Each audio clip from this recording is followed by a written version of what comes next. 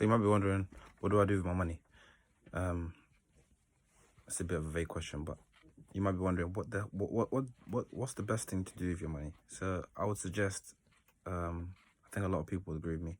The best thing you can do is find out which options you have in terms of growing it. There's something called inflation, which is very dangerous. It basically erodes the value of your money. I've talked about it in one of my previous videos, one or two. Inflation is an economic force that wipes out partial value of a currency. So a currency could be the British pound, the US dollar, etc. So what inflation does is every year there's an inflation rate. The rate basically tells us what percentage of our money is going to be taken away every single year. So usually inflation is between 2 and 4%.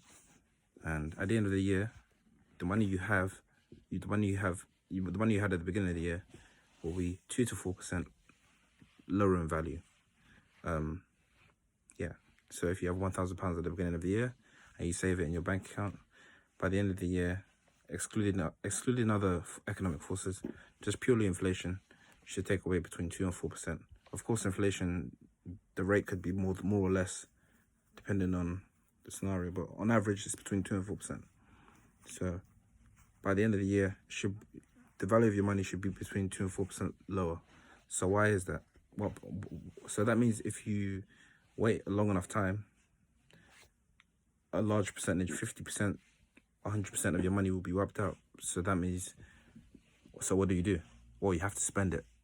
And that might sound crazy, but it's true. You have to spend it, but not on stuff that depreciates in value. I'm not talking about buying cars or buying clothes, which decrease in value even faster than inflation decreases in value. Because if you buy clothes, as soon as you buy it, you can refund it, you can return it and get your money back. But then you just got the cash that the only thing you can get back is the cash, and that takes 3 to 4 days to get back into your bank account. If you pay cash, then you can get cash straight away. But getting cash back doesn't really. You're back in the position you started with. The only thing you can do to counteract inflation is to find investments. So what do investments do? Investments are opportunities or vehicles that you can use to grow your money for you. So if you put your money in an investment that grows, that gives you a return of more than 2 to 4%, then you've basically maintained the value of your money because you've counteracted the force of inflation, which is really good. But what you want to do is you don't want to have the same amount of money over a long period of time. You don't have to be working forever. You want to use your money as leverage. Leverage is basically using whatever tools you have to work for you. You want to use your money to make to create more value than inflation erodes. So you want to make more than 2 to 4% return on your money. So how do you do that? That's where the research comes in. You can either copy what other people do. You can get advice from other people. The advice part might cost money, especially if it's from a professional.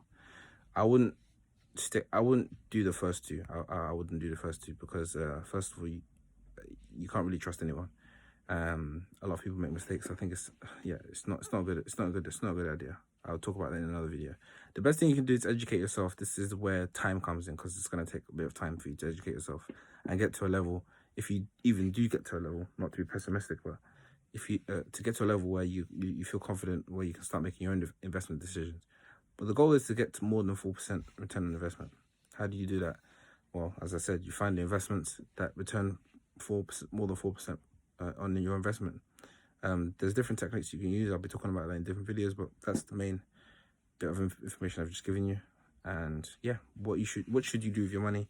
Find investments, invest in it, get more than 4% return on investment, and you should be fine in terms of making your money work for you and cutting down the time you have to work in your lifetime to have more leisure time to do what you want. In other videos, I'll be talking about getting more than 4% return on investment and what's necessary for you to figure out how to do that. And yeah, I hope to see you guys in those videos.